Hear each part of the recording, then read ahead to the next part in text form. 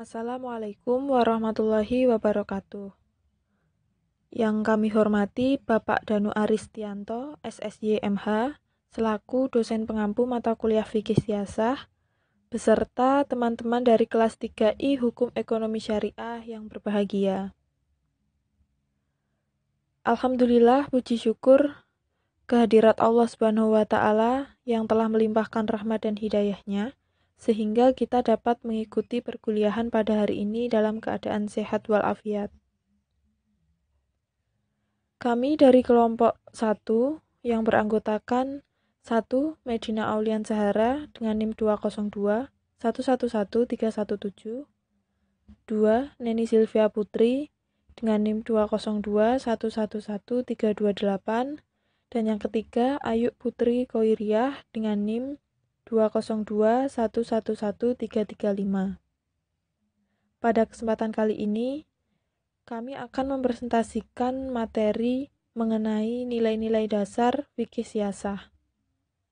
Dan selanjutnya langsung saja kita masuk ke materi yang akan disampaikan oleh anggota dari kelompok kami. Pengertian nilai-nilai dasar fikih siasah. Fikih dapat diartikan sebagai ilmu tentang hukum-hukum syara yang bersifat perbuatan yang dipahami dari dalil-dalil yang rinci.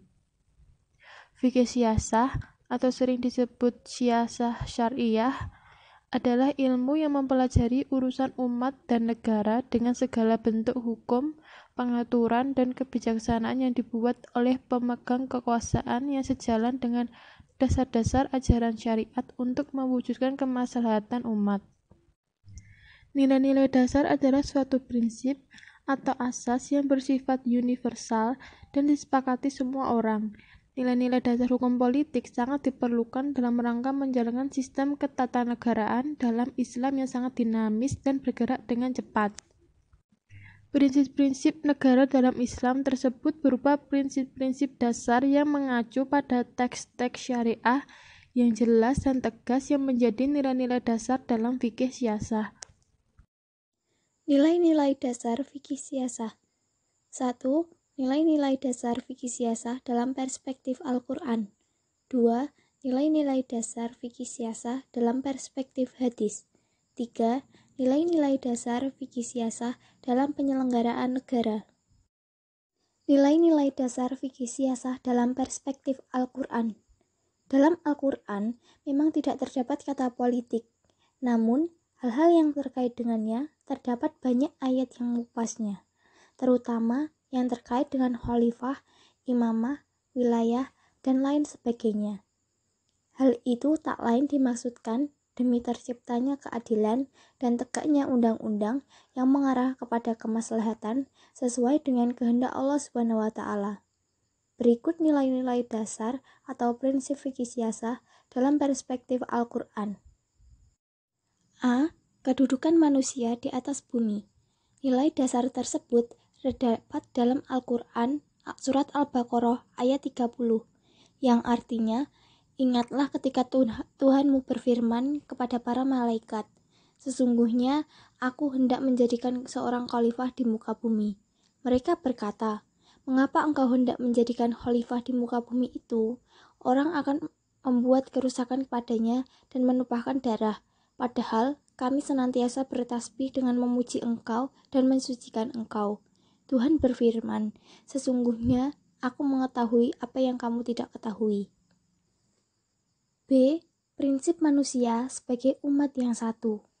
Nilai dasar tersebut terdapat dalam surat Al-Baqarah ayat 213 yang artinya, manusia itu adalah umat yang satu. Setelah timbul perselisihan, maka Allah mengutus para nabi sebagai pemberi kabar gembira dan pemberi peringatan, dan Allah menurunkan bersama mereka kitab dengan benar untuk memberi keputusan di antara manusia tentang perkara yang mereka perselisihkan. Tidaklah berselisih tentang kitab itu, melainkan orang yang telah didatangkan kepada mereka kitab, yaitu setelah datang kepada mereka keterangan-keterangan yang nyata, karena dengki antara mereka sendiri. Maka Allah memberi petunjuk orang-orang yang beriman kepada kebenaran tentang hal yang mereka perselisihkan itu dengan kehendaknya. dan Allah selalu memberi petunjuk orang yang dikehendakinya kepada jalan yang lurus. C. Prinsip menegakkan hukum dan keadilan. Nilai dasar tersebut terdapat dalam surat An-Nisa ayat 59 yang artinya, sesungguhnya Allah menyuruh kamu menyampaikan kepada amanah yang berhak menerimanya, dan menyuruh kamu apabila menetapkan hukum di antara manusia supaya kamu menetapkan dengan adil. Sesungguhnya Allah memberi pengajaran yang sebaik-baiknya kepadamu. Sesungguhnya Allah adalah Maha Mendengar lagi Maha Melihat. D. Prinsip kepemimpinan. Nilai dasar tersebut terdapat dalam surat An-Nisa ayat 59 yang artinya, hai orang-orang yang beriman, taatilah Allah dan taatilah Rasul-Nya dan ulil amri di antara kamu. Kemudian, jika kamu berlainan pendapat tentang sesuatu, maka kembalikanlah ia kepada Allah atau Al-Quran dan Rasul atau sunnahnya. Jika kamu benar-benar beriman kepada Allah dan hari kemudian, yang demikian itu lebih utama bagimu dan lebih baik akibatnya. E. Prinsip musyawarah. Nilai dasar tersebut terdapat dalam surat Ali Imran ayat 159 yang artinya, maka sebabkan rahmat dari Allah lah kamu berlaku lemah lembut terhadap mereka. Sekiranya kamu bersikap keras lagi berhati kasar, tentulah mereka menjauhkan diri dari sekelilingmu. Karena itu, maafkanlah mereka, mohonkanlah ampun bagi mereka, dan bermusyawarahlah dengan mereka dalam urusan itu. Kemudian, apabila kamu telah membulatkan tekad, maka bertawakallah kepada Allah. Sesungguhnya, Allah menyukai orang-orang yang bertawakal kepadanya. F. Prinsip persatuan dan persaudaraan. G. Prinsip-prinsip persamaan. H.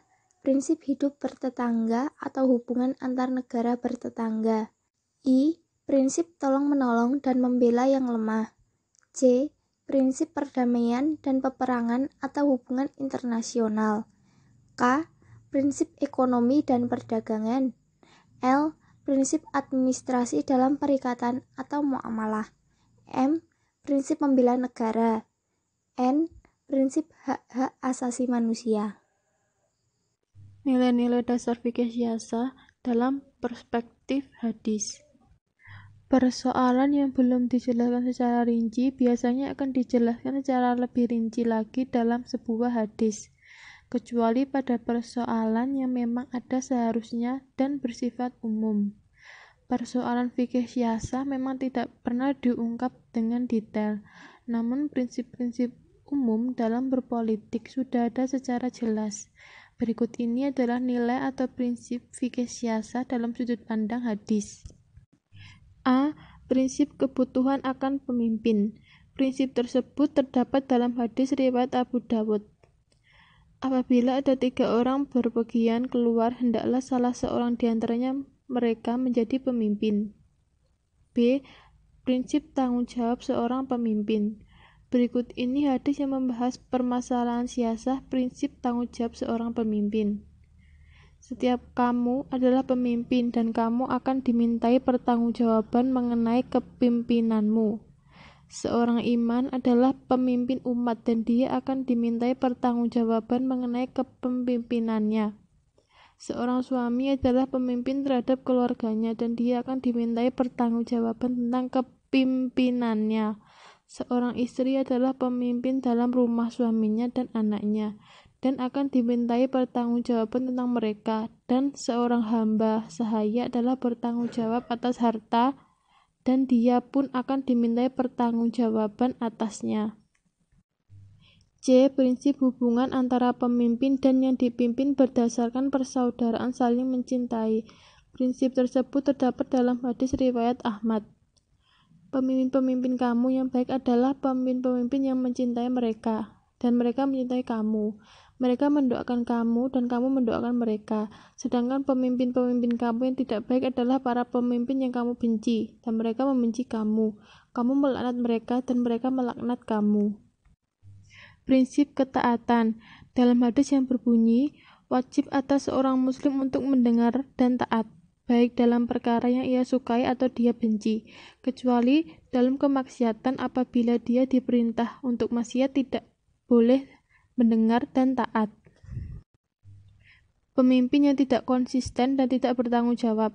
Dijelaskan dalam sebuah hadis riwayat Ahmad yang berbunyi, akan datang kepada kamu pemimpin-pemimpin yang memerintahkan kamu untuk melakukan sesuatu padahal mereka tidak melaksanakannya. Barang siapa yang membenarkan kedustaan mereka itu dan membantu kezaliman mereka, maka ia tidak termasuk golonganku dan aku tidak termasuk golongannya. F. Prinsip tolong-menolong. Prinsip ini dijelaskan dalam hadis riwayat Abu Dawud. Barang siapa memiliki kelebihan berupa kemampuan, maka hendaklah ia membantu dengan kelebihannya itu atas orang yang tidak memiliki kemampuan. Dan barang siapa memiliki kelebihan bekal, maka hendaklah ia memberikan kelebihannya itu kepada orang yang kekurangan bekal. G. Prinsip kebebasan berpendapat. Prinsip tersebut dijelaskan pada hadis riwayat Ahmad yang berarti, siapa di antara kamu melihat kemungkaran, maka hendaklah ia ubah dengan tangannya. Jika ia tidak mampu dengan lisannya, dan jika tidak mampu dengan lisannya, maka dengan hatinya, dan yang demikian adalah selemah-lemahnya iman. H. Prinsip persamaan di depan hukum. Prinsip ini dijelaskan pada hadis riwayat Ahmad, yaitu sesungguhnya orang-orang yang sebelum kamu binasa lantaran apabila ada seorang tokoh terhormat mencuri, mereka membiarkannya. Dan tetapi apabila ada seorang lamah mencuri, mereka melaksanakan hukuman atasnya. Demi Allah, seandainya Fatimah binti Muhammad mencuri, niscaya aku akan potong tangannya. I. Prinsip dalam mengangkat para pejabat negara. Pada hadis riwayat Ahmad disampaikan bahwa Rasulullah SAW bersabda, jika kamu menghilangkan amanah, maka tanggunglah masa kehancuran. Beliau bertanya, bagaimana yang dimaksud menghilang? J. Prinsip musyawarah. Dijelaskan dalam hadis riwayat Ibnu Majah bahwa orang yang dimintakan nasihat adalah orang yang terpercaya. K. Prinsip persaudaraan. Prinsip ini telah dijelaskan dalam hadis riwayat Bukhari. Janganlah kamu saling membenci, saling menghasut, dan saling membelakangi. Tapi jadilah kamu hamba Allah yang bersaudara. Tidak halal bagi seorang muslim memutuskan hubungan dengan saudaranya di atas 3 hari. 3. Nilai-nilai dasar fikih siasah dalam penyelenggaraan negara. A. Prinsip kedaulatan. Prinsip kedaulatan adalah kekuasaan tertinggi dalam suatu negara. Kedaulatan yang mutlak dan legal adalah milik Allah Subhanahu wa Ta'ala. Kedaulatan tersebut dipraktekkan dan diamanahkan kepada manusia selaku khalifah di muka bumi. B. Prinsip keadilan. Prinsip keadilan dapat diartikan sebagai kunci utama penyelenggaraan negara. Keadilan dalam hukum menghendaki setiap warga negara sama kedudukannya di depan hukum. C. Prinsip musyawarah dan ijma'. Prinsip musyawarah ditemukan dalam Al-Quran Surat Al-Imran ayat 159. Syura dan ijma' adalah proses pengambilan keputusan dalam semua urusan kemasyarakatan yang dilakukan melalui konsensus dan konsultasi dengan semua pihak. D. Prinsip persamaan. Prinsip persamaan ditemukan dalam Al-Quran Surat Al-Hujurat ayat 10. Ayat tersebut jelas membuktikan pengakuan Islam terhadap adanya pluralitas dalam sosial budaya masyarakat. Namun, Islam tidak mentolerir paham pluralisme jika yang dimaksud adalah kebenaran relativitas seluruh ajaran agama atau semua agama adalah sama. E. Hak dan kewajiban negara dan rakyat. Prinsip hak dan kewajiban negara dan rakyat ditemukan dalam Quran Surat An-Nisa ayat 59. Prinsip hak-hak dasar manusia sangat banyak dijumpai dalam Al-Quran, seperti hak untuk hidup, hak untuk memiliki, hak kebebasan beragama, hak memelihara kehormatan manusia, hak kontrol sosial, hak mendapatkan kehidupan yang layak, dan lain-lain. Sementara prinsip kewarganegaraan ditemukan dalam Al-Quran Surat Al-Anfal ayat 72, di mana asas kewarganegaraan dalam Islam dilandasi atas keimanan dan bukan atas dasar yang sempit seperti suku, ras, atau bangsa. F. Prinsip amar ma'ruf nahi munkar. Prinsip ini ditemukan dalam Al-Quran Surat Al-Imran ayat 104. Amar ma'ruf nahi munkar adalah sebuah mekanisme dalam sistem politik Islam. Sebuah pemimpin dalam pandangan mayoritas Islam atau Sunni, bukan seorang yang suci atau maksum. Oleh karenanya, sangat mungkin untuk dikritisi dan dinasehati.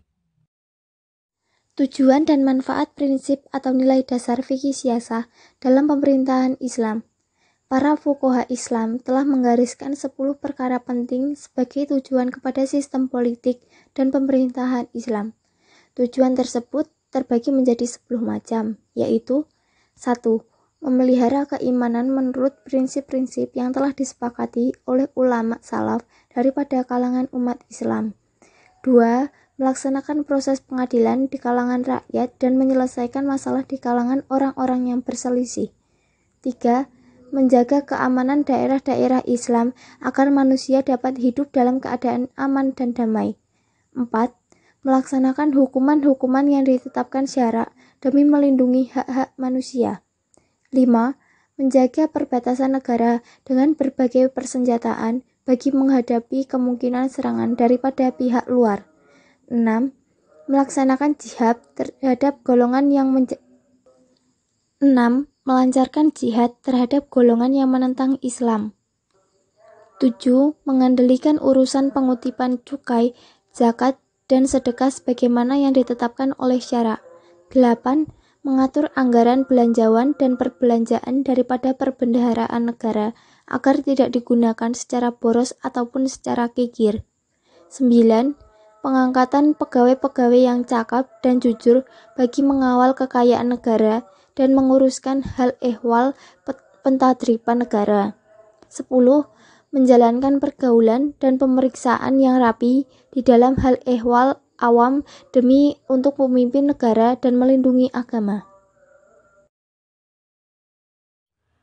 Sekian materi yang dapat kami sampaikan. Kurang lebihnya mohon maaf. Terima kasih. Wassalamualaikum warahmatullahi wabarakatuh.